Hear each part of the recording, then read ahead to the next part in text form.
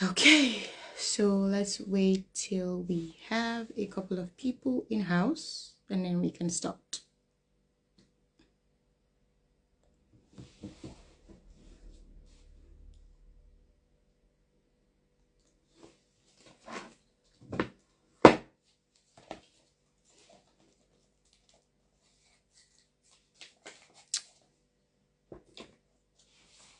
Hello, everyone. Hello. Welcome. Good afternoon. And thank you for joining our live. My name is Roslyn. I'm just going to wait 1 to 2 minutes for people to join in and then we can start. Today we're going to be talking about a very interesting topic. It might not be relevant to everybody at the beginning stage. If you're just looking to, hi Sophie. If you're just looking to start your study abroad process, or if you're maybe still at the application process and you have not submitted your visa, this topic might not be overly relevant to you at this stage, but it is good information to have so that you avoid anything that raises your blood pressure when the time comes. So the topic we're going to be discussing today is NSF emails, as non-straightforward emails that people get during their visa application stage for UK study permit or study visa. The reason why I brought this topic now is because it is relevant now because we have people who are going for their studies for the September and October start, and many of them still have their visas processing, and it is past the set timeline. They've received NSF, they received requests for further documentation, and some have just received empty NSF without requesting for any particular document. And it is a whole lot of hassle and a whole lot of questions. So I'm here today to answer these questions and then to give possible explanations. Please, disclaimer, I am not here to say exactly why you would receive an NSF email or what I'm saying applies particularly to your case if you are currently at this stage. But this is just to give certain explanations as to why this might be happening, just to basically give some assurance to some people that everything is fine. And if you're someone who has maybe made a mistake, then maybe you can have a way to correct this mistake, hopefully. And if you are yet to submit your visa, say you are an October start or November start, depending on the school you're going to, then you know certain things to avoid just in case this might apply to you. So that's what we're going to be talking about today. So first of all, what is NSF email? Non-straightforward email. This is an email you get after submitting your study permit application if you're going to study in the UK. For undergraduate, postgraduate, it doesn't matter. Whatever studies you're going for, they send you this email when your application, literally what the name says, is not straightforward. Now, what does this mean? It means that there might be certain things they need to verify, or there might be certain checks they need to make that would require them to go maybe above and beyond the normal process in your own particular case. However, sometimes this email is sent when they have maybe like administrative backlogs. Maybe there's a whole lot of applications, which is what is happening in September, August, September. There's a whole lot of applications from all over the world. We've gotten people message us from India, from Pakistan.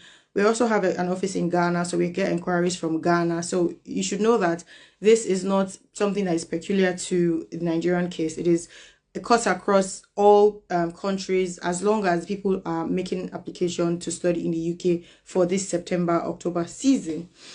So when there's a backlog and they have seen that, okay, they might not be able to process your application within the stipulated timeline, which is 3 weeks for the standard processing time, 15 working days, and 1 week if you're doing priority, and about 1 to 2 days if you're doing the super priority.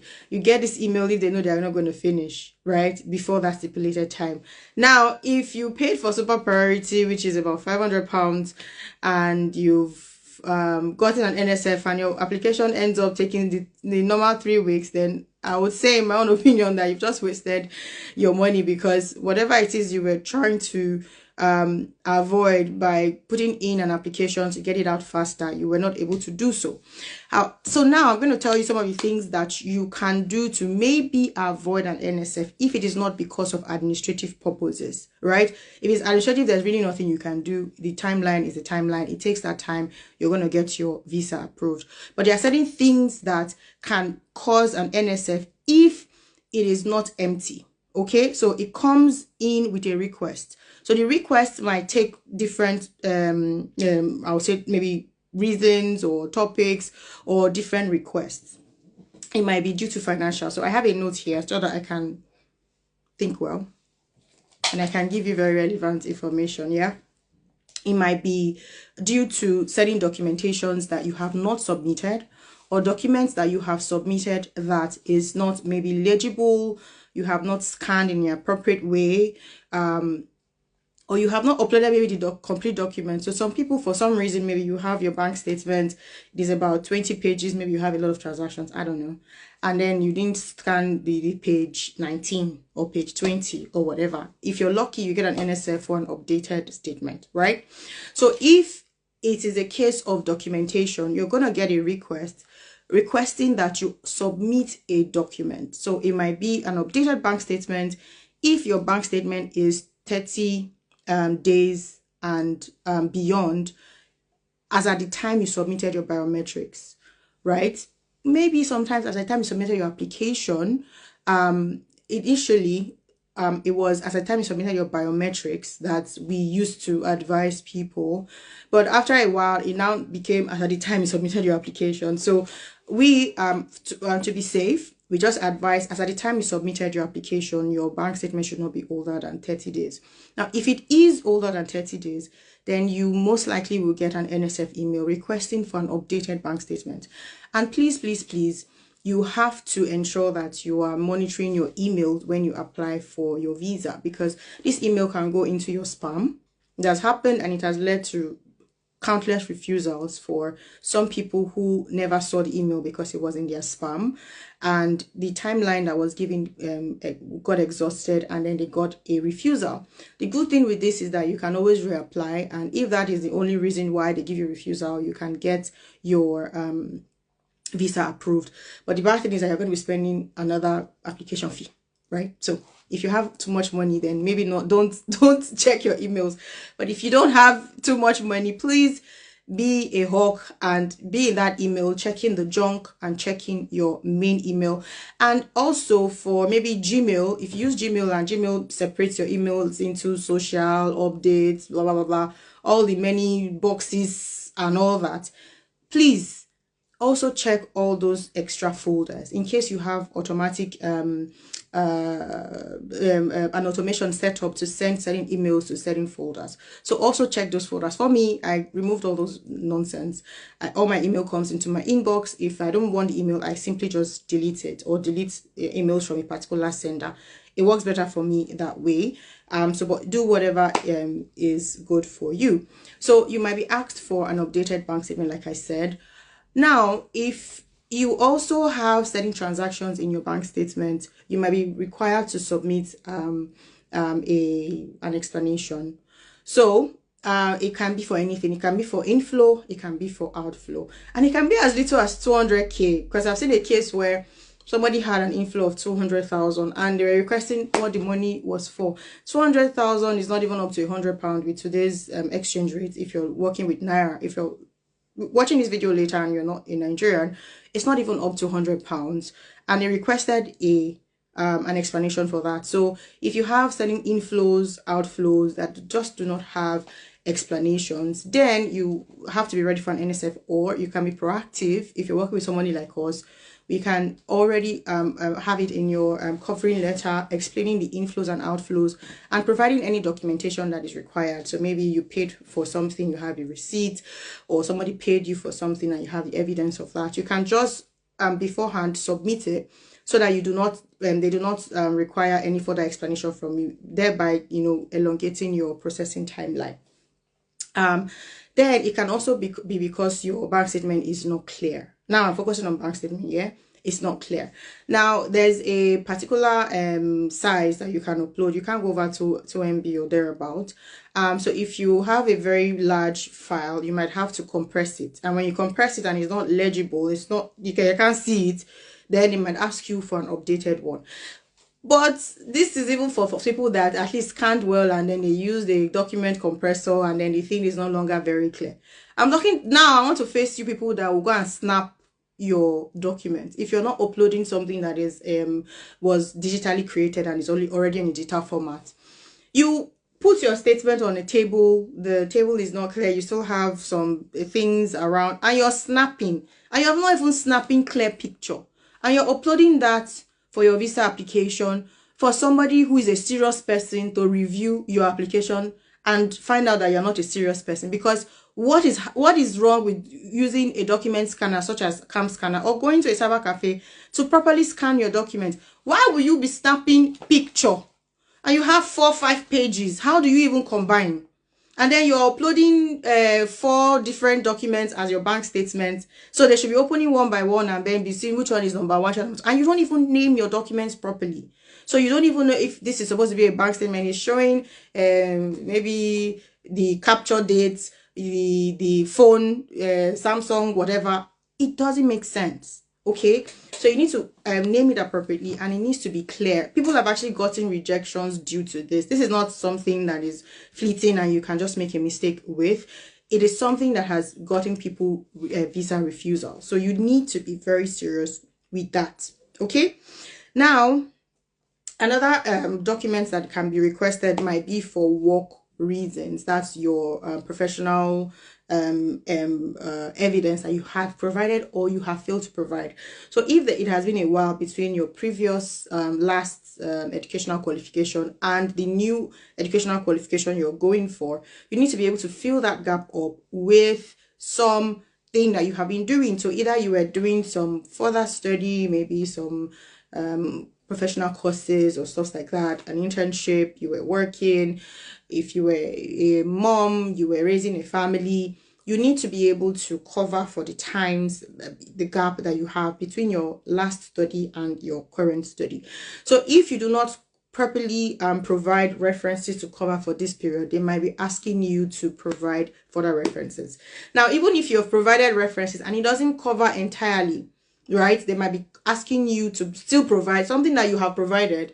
They can still call for that reference again, right? So maybe there is certain thing that they are not very clear about on the reference. Maybe the dates doesn't align between the timeline that you were out of work or the timeline that you were supposed to be working and the dates that has been provided on that particular reference. Maybe it is that. Maybe the position that you put in before is different from the one that is showing there. There might just be a particular reason and they might not be very clear on why, because I've had people who actually uploaded references and they were asking for the same references that they had uploaded and they became confused because you're telling me to send you something that covers from X period to X period and I've given you that and you're asking me for this again. So sometimes you need to go through your reference, find out if there are any information that is, you know, not aligning with your application and you need to fix that. Maybe go back and collect another reference. Sometimes just re-uploading that same reference is fine. You re-upload it and then everything works out well, right? So it might be that they did not see it. It might be for whatever reason they're sending it, or it might be that there's a particular information that is not clear on that reference. So you need to be certain that you're covering for the timeline that you were out of school. Now, if you weren't working, you need to have an explanation for that period. Maybe if you were, like I said, a mother raising a family, you have to explain that that was what you were doing. You had kids. If you were doing a particular course, you need to maybe upload the certificates and tell them what the timeline for the course is. You basically just have to explain this, right? So if you're working with agencies such as ours, these are things we do for you beforehand. So you don't have to bother yourself repeating the process and then thereby elongating this particular process. And mind you, this is very important because it has led to refusals. Also, you need to align your references with if you've had previous applications, maybe a visit visa or whatever type of visa you had applied for before, and you provided one information maybe you said you were working for XYZ company, and then now you're uploading documents and you're now working for ZAB. Like, how does it align? And it's for the same period, right? It's automatic, not refusal, automatic ban of 10 years, right? So you just chop small 10 years on one side. So you need to make sure that your information aligns if you've had previous applications. Also, you need to check your LinkedIn. You need to check your LinkedIn, because if you're providing references, it is possible that they will check your LinkedIn, and if you have a profile and for the period where you are providing a reference, you were working with Charles and Sons Limited, and then on your LinkedIn is showing that you're working for Zenny Bank, that's also a mismatch, and that might lead to a refusal. That might lead to an NSF, right? That eventually might lead to a refusal if you do not provide the appropriate documents. Also, they might contact your employer. So we've seen cases where employers were actually contacted. So you need to be sure that your employer is aware. So anybody giving you a reference for work you have done previously, let them be aware that they might be contacted, right? And ensure that it's the person that is going to be signing your document is someone that knows you. So if it's maybe if it's a big company and you approach their HR, they check their CRM or HRM, whatever application they use, they see that you worked from X period to X period, they give you a standardized reference, and then it just goes like that. And then maybe the email is a generic email that they put there, and the UKVI is sending an email back to them requesting for confirmation that you did work there, and they are not reviewing that email, right? They are not checking it. There's a timeline, they work with the time, right? That can lead to a refusal. So you need to be sure that they are aware, so that in case there's any request from them, they are able to attend to it in the specified timeline that is given. But it's very rare that they contact your employer, especially if you're working with reputable companies and your references align with previous ones that they have seen before. Is when there are questions about the organization, they go online, they see that the CSC is not, up to date. This is for Nigerians now. I wouldn't know how it operates in Ghana or any other country if you're watching me from any other place. But in Nigeria, you can actually see if a company is active, if they have been up to date with their filings and things like that. And that is something that the UKVI considers when you are bringing a reference from an organization. So and unfortunately in Nigeria, it's not such a big deal if you're a bit late with your filings, right? You might be a couple of years late, not just a bit, a couple of years late. And that doesn't mean the company is not functioning. The company is functioning quite all right. But the UKVI doesn't know that, right? All it knows is that, okay, it says that it's no longer active, and that is what they're going to work with. So you need to be sure of the company that is giving you a reference, ensure that it is up to date, and that does not act against you. Now, another thing that they might be requesting for would be school documents. That's your academic documents. So you first of all need to ensure that you have uploaded the required academic documents, such as your transcripts, your certificates, and then your proof of English proficiency. For Ghana and Nigeria, we use the WAEC or WASI, as it's called in Ghana. For other countries, I don't know what you use, but across the globe, we all use IELTS or TOEFL or Pearson, depending on the school that you're going to. So if that is what has been stipulated in your CAS document, you need to ensure that that is the document that you're uploading. So if it's WAEC, it's WAEC. If it's IELTS, it's IELTS. If it's Pearson, it's Pearson. If it is the school's internal English test, such as you're going to University of Birmingham City University rather, and they have their own internal English test that they give, and that is one you have done, and that is one you have passed, and that is what you're going to provide. So you need to provide the English proficiency that was used, right? So if you did not provide this, they might ask you to re-upload. So likewise, like what I said during the bank statement, if it is not legible, if they cannot see it, if you haven't scanned properly, it is blurry or whatever, they might ask you to provide again. So any of these documents might fall into that category. So do yourself a favor and upload very clear documents, upload your complete documents. Also, if there are other further documents that were requested in your CAS, you need to upload. So sometimes there are certain courses that you are not ordinarily qualified for using your previous degree.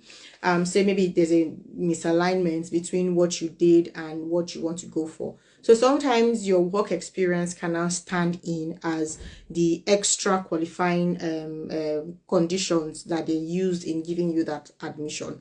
So and for that, you needed to have provided reference from your organization. Sometimes your CAS would have these documents. You must upload it. Okay, that document that was considered in giving you that offer, you must upload it. So whatever it is that has been considered and it has been stipulated on your CAS, please ensure that you're reading the document and you are using those particular documents. So avoid, extra checks, right? The good thing with study visa is that you would always get the chance, not always, in most cases, you would get the chance to re-upload or to submit documents that have been missing, unlike if it was a visa where you have one chance and one chance alone. So the best thing is to do it well, because you might not get the chance to do it well later on if it enters your spam and you're not watching. Okay, and we've also had cases of people who did not just see it. It wasn't in spam, it wasn't in their inbox, and then they got a refusal and they said they sent and nothing happened. Maybe there was a mix-up in the email or whatever, but it just didn't happen the way that it was supposed to happen, and they got a refusal. So you don't want to avoid that or avoid that beforehand. So now let's talk about NSF, empty NSF. I think I've spoken about it, but I'll just go over it again because this is really where a lot of people have issues. And then I'm now going to talk about NSF that can lead to interviews, right? A lot of people have been getting interview requests, so I'm going to be mentioning that as well. So for empty NSF, basically you get a non-straightforward email that does not ask you to do anything. You just basically just says your application is not going to be processed within a stipulated timeline, blah blah blah blah blah, and then that's it, right? And then you're waiting. It's over 15 days or over 5 days depending, and then you haven't gotten any response. And then when you send them a message, they tell you that they already told you that your application wasn't straightforward, and so you have to wait. Now, some of the reasons that might be the cause of this, like I said initially, please don't quote me anywhere. This is just basically assumptions based on how frequent we have done this and what we have seen over time. But some of the reasons for this might be, like I said, administrative processes. If they know that they cannot finish your application within the stipulated timeline, they will give you that NSF email just to let you know that your application might drag. Now, what are the things that they might be confirming? What are the things that they might be doing that might actually drag? So one, it might be too much applications at this particular time. So that can be it. Or it might actually be that they are confirming documentation. So it might be confirmation of your bank document. So how it works is that they send an email to the bank responds to confirm your account statement or to reject it if it is fake, right? And sometimes this process drags. Maybe the person that is supposed to be on desk is on leave. Maybe you're using a cake bank that their systems, their processes is just so cumbersome, or it drags. They don't have like an automated process for this. Maybe you're using a microfinance bank, and for microfinance banks, it's a longer process because they have so many microfinance banks, right? And they have to go through CBN for most. I don't know if it's all, but for most, they have to go through CBN. So they send to CBN, CBN sends to the microfinance sends to CBN, then CBN sends to UKVI. So this process might actually also take longer. So you need to be sure that you're using a good bank that has a reputation and that the process is just seamless, because sometimes it might actually be the bank verification.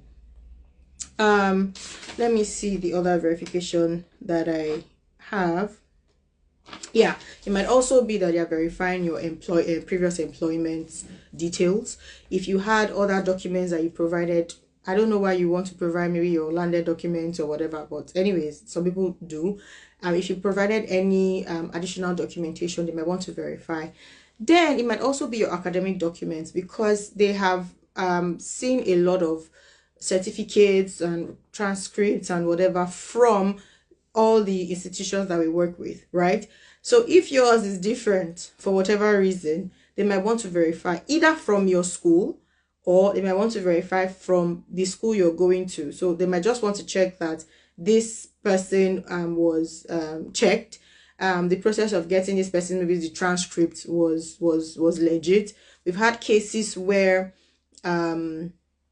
students will get their transcripts and then they digitally alter the grades so that they can maybe qualify for certain discounts, from the school. So maybe they are giving first class or 2-1 certain discounts. They want to qualify for those discounts, so they digitally alter it and all that. So in this case, they might want to do extra checks if they suspect that some things are not just aligning in the way that they have made the calculations. And mind you, these things are not done with the human eye. Just so you know, there are systems, applications, AI tools that are used to process this document. So it's not as if somebody has that extra time to be going over your documents, looking at every little mistakes that you might have made. These are done through softwares and applications, and these applications are very, very intelligent. So there are certain mistakes that you as a human will not know, or you're working with somebody that has done it before and it works before they upgraded their system, and it says it will work for you, and you yourself, you do it and they catch you, right? So that might actually be the reason. So if this picks up any discrepancies, they might want to do extra checks just to be sure that the AI is not, telling a lie. So that might be why you might get an NSF, empty NSF. So there might just be extra checks due to your academic documents, due to your financial documents, due to any extra documents that you have previously submitted. Also, it might be due to previous applications that you have made and information that you provided. So they might be doing extra checks in that regard. And it might also be because of your professional background. So let's now talk about what can lead to interview invite. Now, if you get an empty NSF, let's say you submit an application today and tomorrow you get a message just saying your application is going to take long and nothing else. Sometimes you might, after a while, maybe after a couple of days, after a week, or even after 2, you might get a request to submit further documents. It's possible.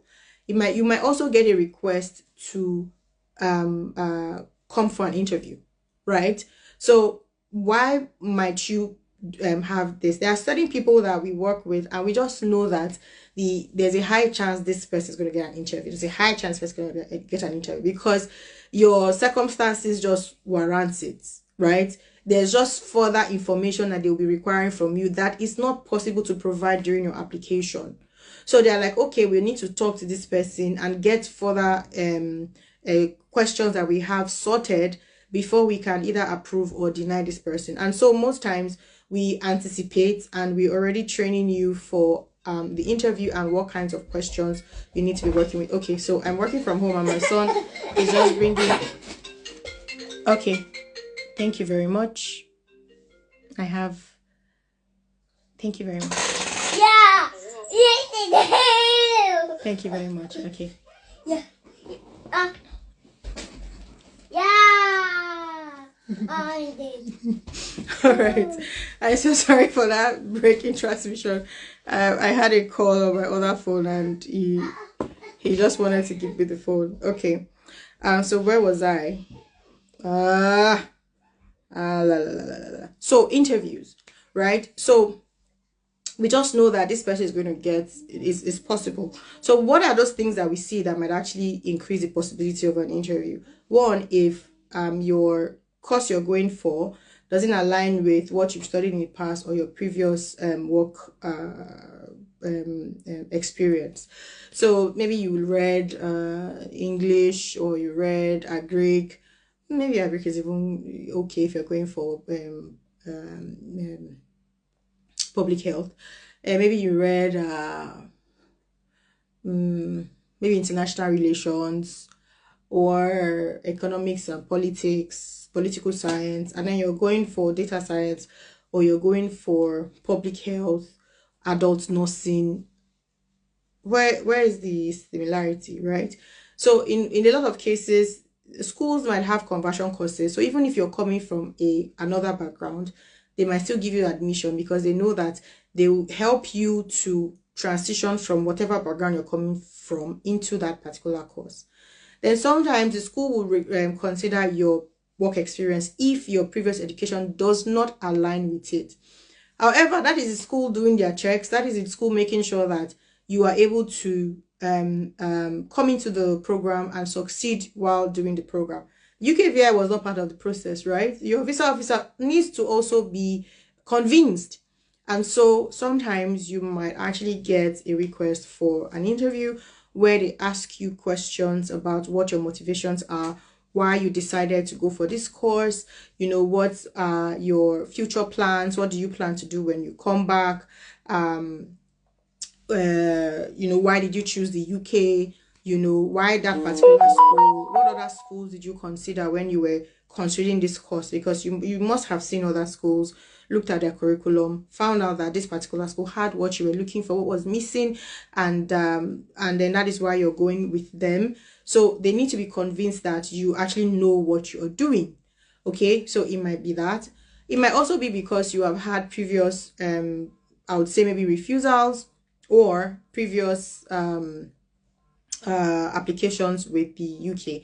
So if you had applied for a visa in the past and most likely got a rejection, then they might want to call and just to be sure that you're not using the study route as an alternative, especially if you've gotten multiple rejections. So we've had people who've had 2 rejections, 3 rejections, 4, 5, and consecutively. We're not talking about maybe the first rejection 5 years ago and then the next one 4 years and 4 years after, something like we're talking about in a year you get like 2, 3 rejection. What is happening? Like, is it only the UK that is existing? And next thing you're going for study. So they might want to be sure that you are not using the study route as an alternative to the visit route that you have been looking for. Also, even if you've gotten you didn't get a refusal, you actually got your visa, but there are certain information you provided then that does not align with what you provided now. I'm getting your call. There's certain information that you provided then that does not align with what you're providing now. Then you might want to also interview you. Now, if this information is not so different in a way that gets you an automatic rejection, they might want to give you an opportunity to interview and give clarifications. Okay, so they might want to clarify. They might want to clarify certain things, and then that is why you will be getting an interview invite. Sometimes it might be because of your previous work place. Sometimes it might be because of your previous study. Sometimes it might be the location you're going to.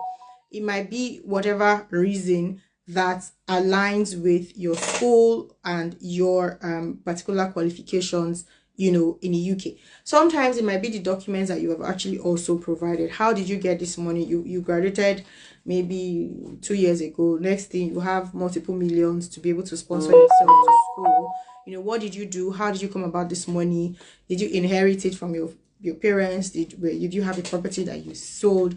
Did you work for this money while you were schooling? Things like that. So sometimes you just want to do their due diligence. So this is why sometimes you might get an NSF.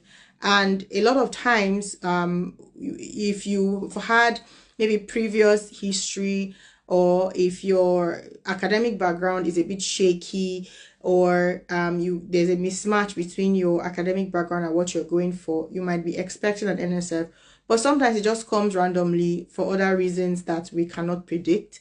But what we know is that you just need to prepare very well for your interview. That is another topic that I'm going to be taking another day. We're going to be going through most of the questions. Most of the questions are basically the same. At the end, they might not have certain questions that might be different based on your peculiarities. But most cases, they are basically the same. Why the UK? Why the school? How are you financing your studies? Tell me why, your motivations. They want you to talk about the study, the school. They want you to talk about the particular course. What other universities did you review? What are the modules that you're very particular about? What do you want to do when you come back? What type of jobs have you researched that you are going to be able to apply to? Or are you opening a business? Okay, what processes are you going to put in place for that? So we're going to be answering that in a separate live, where I'm going to be going into details as to how to answer an interview if you're unfortunate. I call it unfortunate, right, to get one. However, for some people, they are fortunate because without the interview to give some clarifications, you might have gotten a rejection. So it's better you even have an opportunity to interview and an opportunity to be able to explain yourself and why they are having issues with your application. So, whoa, I think I've been talking and my saliva, I don't have water here, which is a wrong move. I should take a sip. But anyways, now I'm open for questions. Like I said at the beginning of this live, this is not a live for everyone. This is a live for people, for those few people that are in the visa application stage and are awaiting their application. So if you know people who are at this stage and are worried because the application is taking longer than necessary, or they've actually received an NSF requesting for documents or just an empty NSF, then you might want to let them know that I'm here so that they can ask their questions. Or better still, if this video is re-uploaded on our Instagram and on our YouTube, then you can actually send them the link to watch and maybe have their questions answered. Now, if they require further help, then they can always reach out to us and then we can give them that further help that they require. But now I have my lines open. Let's pretend that we're on the radio. You can drop your questions if you have anything specific to NSF, visa, and interviews, and then I can answer them. So I'm just going through the questions, or rather, this is going to be okay. Thank you.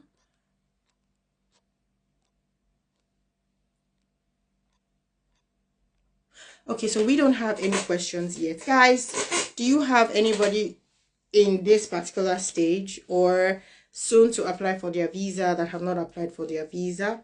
You can let them know that I'm live and then they can come and ask questions. And I think another thing I forgot to mention was during the application, there are certain questions that you might need to answer. Maybe if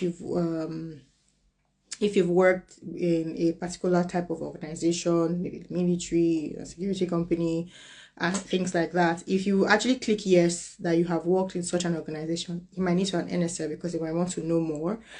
So there are certain questions that you apply during your that you click on yes or no during your application that might actually require you to receive an NSF or request for an interview. Also, if you've had previous rejections from other countries aside the UK, so say you have tried to study in the US and got rejected, you tried to study in Canada and got rejected, maybe you did Germany, got rejected, and all rejections are on your application, they might also want to know, because if those countries are rejecting you, it's because of a reason, and why should they now accept you if those countries have seen that there are certain issues with your application? So that might also be a reason. So it might be previous rejections from the UK, it might be previous rejections from other countries. Then I also want to mention that you want to try as much as possible to avoid a rejection on your visa that has to do with credibility, right? If it's maybe because you didn't calculate your POF really well and there's a 1,000 difference between the exchange rate and what you're supposed to have, and because of that you got a rejection and you reapplied, and that's fine. Maybe one of your documents wasn't clear enough or your references wasn't clear enough and so you needed to provide and you didn't provide, that's fine. But if it's because maybe you faked a document, there was a mismatch when you had an interview, you couldn't defend yourself, right? You basically you're talking to the left and they were talking to the right, which has happened in a lot of cases.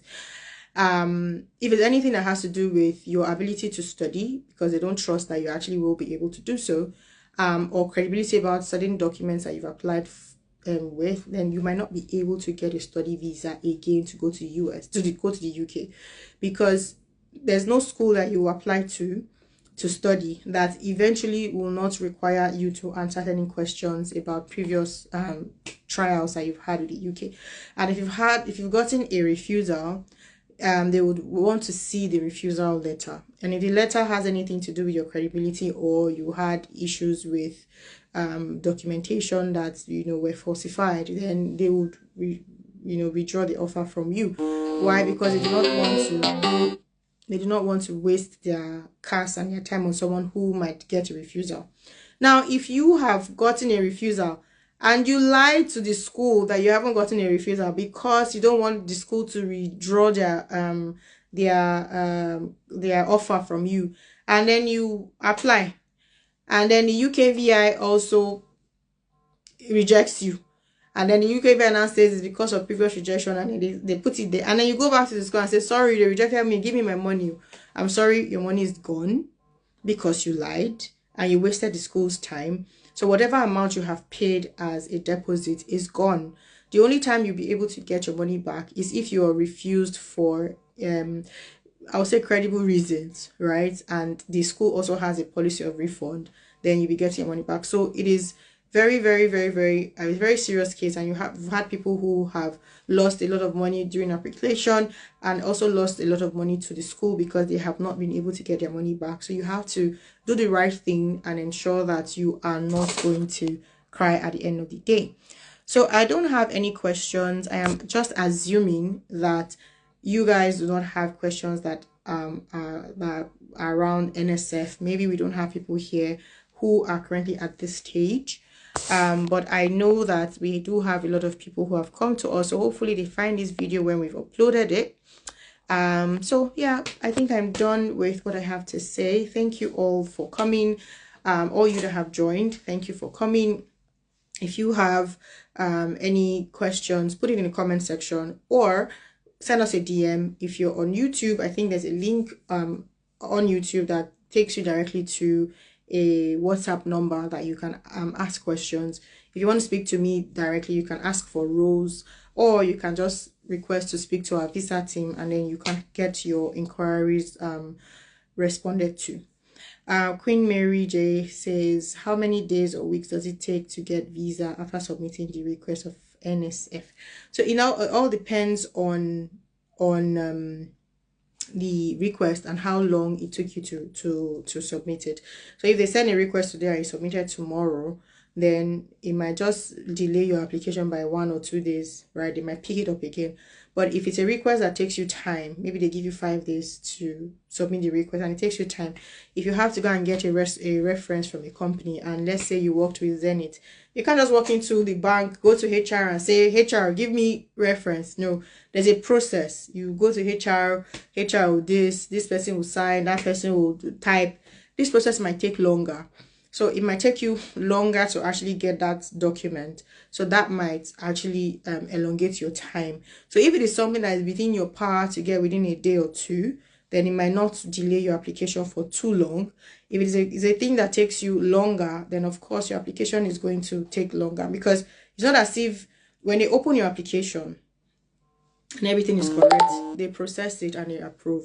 But they open your application and something is wrong, they give you whatever it is that you need to provide, and then they put it somewhere else and attend to other people. So it's when you have provided it, they go back to your application and check, and if everything checks out, they just work on it, right?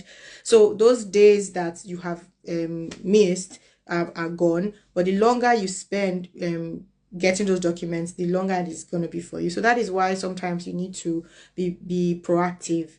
You know, you need to preempt what they are going to request for or what is going to be needed for your application, and either already have that in hand waiting for just in case, or you even use it as part of your application so that you just don't have any unnecessary delays, especially if you're applying late and your start date is already here. Okay, so I forgot to mention that for a lot of people, your school has already begun. If you have a middle September or late September start date, some people have early October as well. So your school has already begun. So what you can do while you're still waiting for your application is to request for an extension from the school.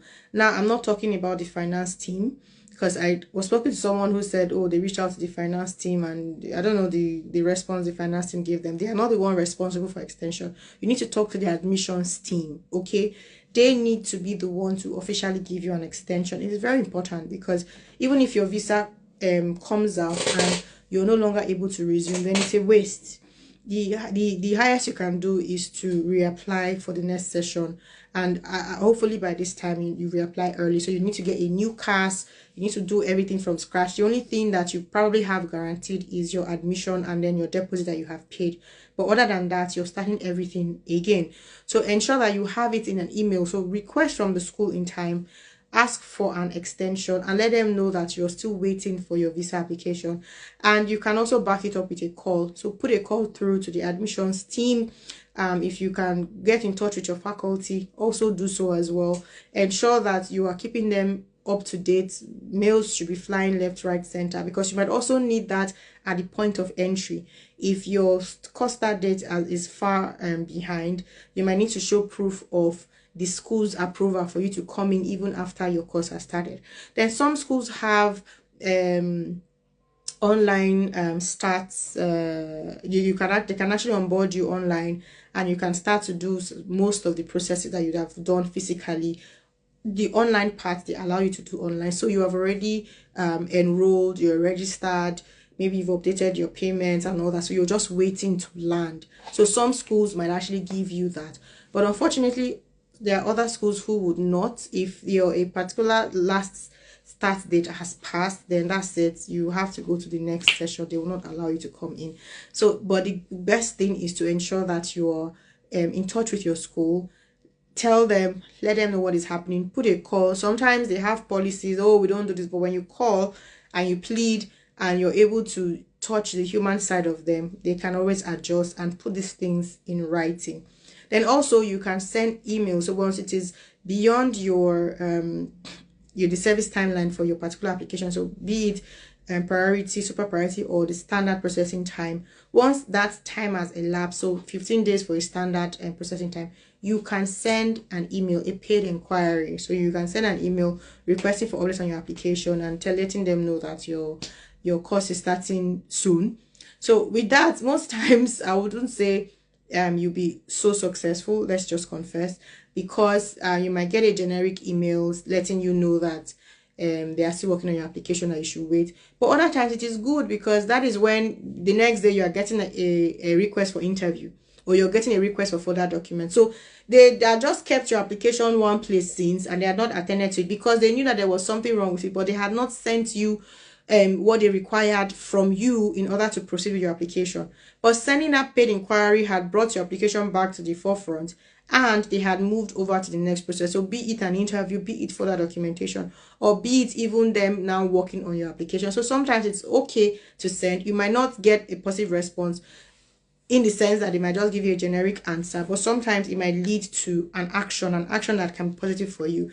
So even if it's an interview, if you've got an NSF, I would advise you, as someone who loves you and wants you to get your visa, to already start preparing for an interview, right? It's a possibility.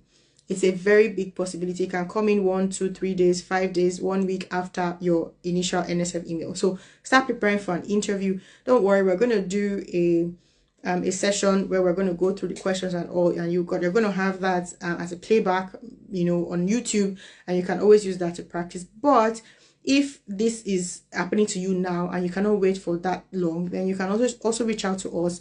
We do offer visa interview prep, so you can just have that pending when you receive an email for an interview, if that is actually going to come. It's better to be proactive than reactive. This is what separates losers from winners. Okay, so that is my take. So thank you very much, guys. Okay, so I'm just looking to see if we have any more questions. Nope, no more questions. I don't know, this Instagram head is not correct. I don't know what I did, and my video has separated. All right, so we have 10 minutes to spare, but I'm going to be leaving now, and I've had an amazing time. Like I said, reach out to us if you have any problems. We're here to help. We always want to help you. We don't want anybody having any negative results from the applications to study. The process doesn't have to be so cumbersome. We can make it easy for you. So reach out to us if that is what you want. So from me, Rosalind, and from the whole entire Nexi team, I say thank you for coming, and bye bye. Have an amazing day. Choose.